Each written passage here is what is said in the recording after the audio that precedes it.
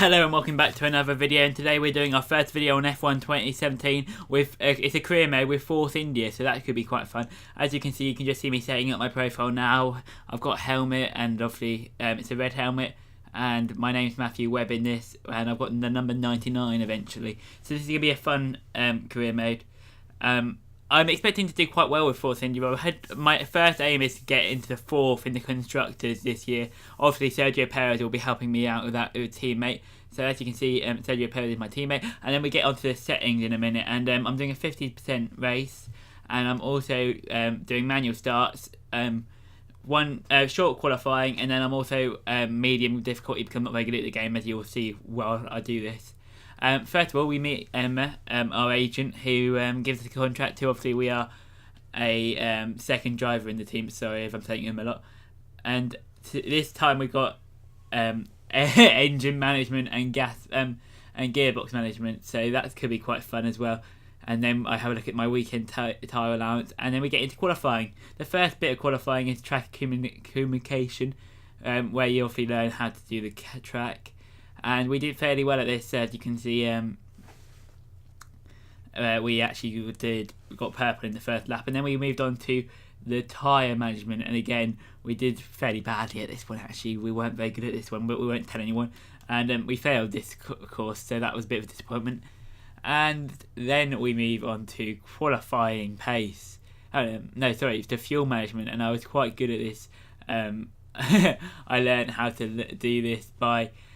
I realised that I had loads of time to spend, so I realised I could get it into purple by just lifting off the gas, and that's what I did for the last bit, and we managed to get into purple. Next was qualifying pace. I was hoping to do fairly well at this because obviously it sort of gives you an idea of how you will qualify, and we did do quite well at this, as you'll see, coming around these corners, coming into the last corner before the straight, really.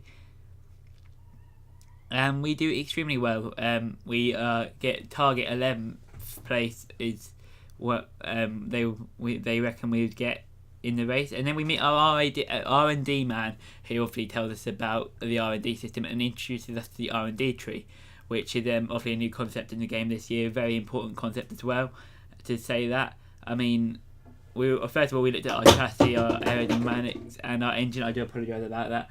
And then we realised that we need to improve our aerodynamics, so we get the front ring plate in the end, deciding that would be a big improvement to us. And then we also get an efficiency thing to make sure that it doesn't fail.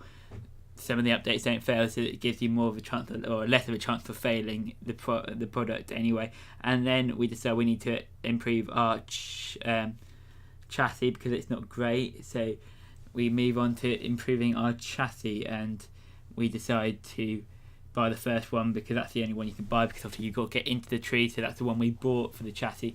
And then we got into P2, which was the race strategy, was the one we had to do in this. We didn't have quite enough time to do it in P1. We must have spent nearly 45 minutes on all the practice sessions, so I quite enjoyed the practice sessions, as you'll see.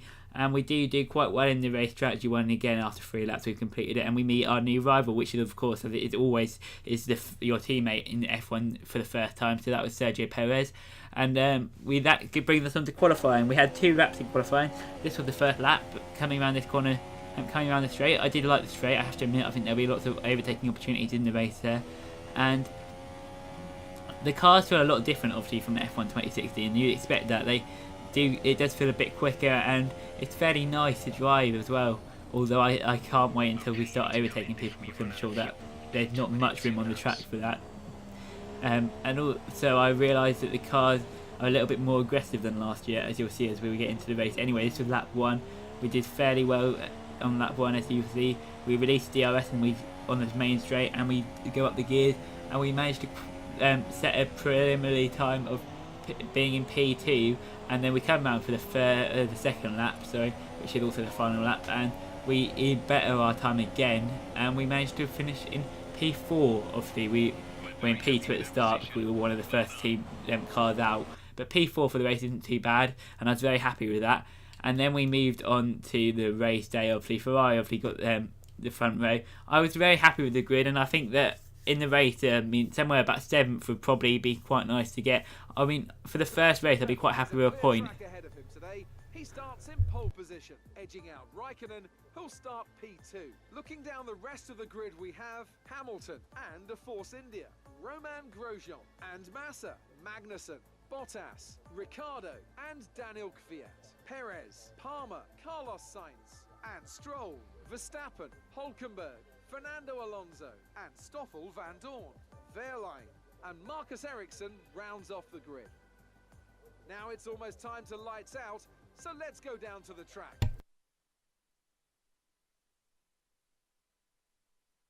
As you can see, we were doing a one-stop strategy, and we're now into the race here. And from the start, the Ferraris get off very well, and then obviously it was Hamilton does extremely well as well. However, we do look to go up the inside of Hamilton at the corner, and it sort of works. We sort of squeezed him out a little bit. We didn't have much room there, but we did manage to make a overtake. So we were into P3. We're in the first lap. Obviously, as you can see, what I was being by looking aggressive, because Hamilton was looking quite aggressive. The next bit though here, we watched Hamilton overtake us, but again we managed to cut back and re-overtake him. So that was all gain on lap 1. So us and Hamilton seem to be having a lot of fights, and to be honest, I don't think we have really got the pace to keep up with Hamilton for the entire race. So he would eventually overtake us. And as you can see, I was talking about him overtaking us, and again he was looking for positions here.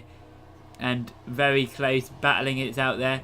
Obviously we weren't on the racing line, and we had to let Hamilton through, which is a bit big of a shame. We did give it as much of a fight as we could, but then Bottas came through. Bottas found a lot of pace that we didn't have, and then we again went very aggressively into this corner and managed to win the position back from Bottas. So we're still in P4. Bottas did look like he had a lot of pace though, and again you're watching this the replay. Oh no, you're not, sorry. But yeah, right, okay.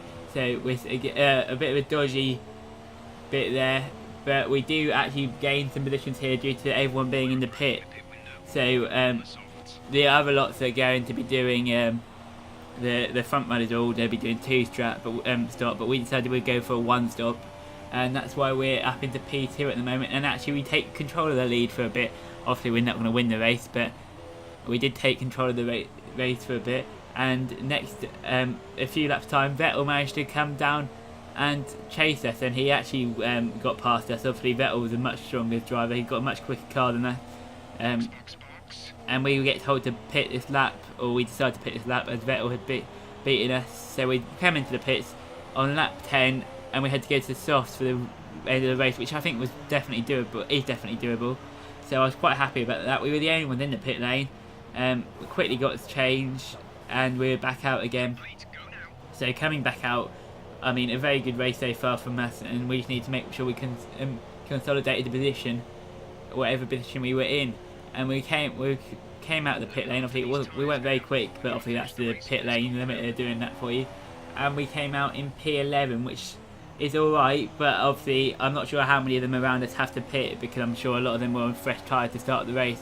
So I wasn't that worried about being out in P11, and in fact we almost make an overtake here with Alonso coming down the straight. Obviously you expect us to get past Alonso in the McLaren with the Honda engine, not known for not being very good. Even though we were on softs, we did manage to overtake Alonso into P10, so we're back up into the points, which was very nice, and it was very impressive.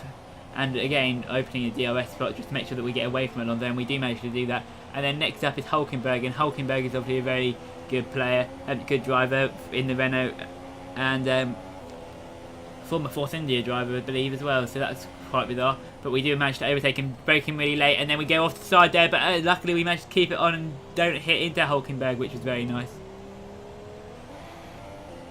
And again, we're driving quite nicely now into P7, and it was a nice performance. However, we now come around this a few laps later, and we have Massa on our back of us. He came out of a pit lane, and he managed to come in between us, and Massa hit into us, and we actually crashed. We are out of the race. We retired from the race. Another replay here for you. If you have a look, Massa was coming to us. We were just following the racing line, and Massa hit us out. Maybe I should have given him a bit more room. I didn't really realise how close he was, and he sadly hit us out, and that meant we had to retire, which is a shame again. But you know, that's the pot luck really. So we had to retire, which didn't go down very well. Obviously, no points in the first game, and it ended up being a Ferrari win, which will make them very happy, I'm sure.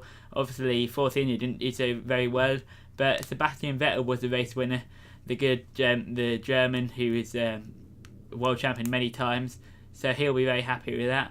And Ferrari looked very happy. It's a bit of a shame for us, obviously. We were never going to win the race, but it would be nice to have got a finish. Kevin Magnussen did very well, finishing in 9th, so he was the driver of the day from the F1 team. And as you can see on the podium, Raikkonen and Vettel on the podium with Hamilton. So Ferrari start really strong. Obviously, that's sort of what you expect. Ferrari and Mercedes in real life have been doing really well. So those two seem to be the two that will be fighting it out for the constructors. We're nowhere near that. We're never going to win this season. So obviously it's only the first race, but I can tell you right now, there's no chance that we're going to win this season.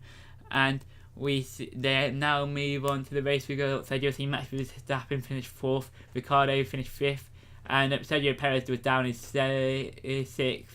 So no, in 7th, I think.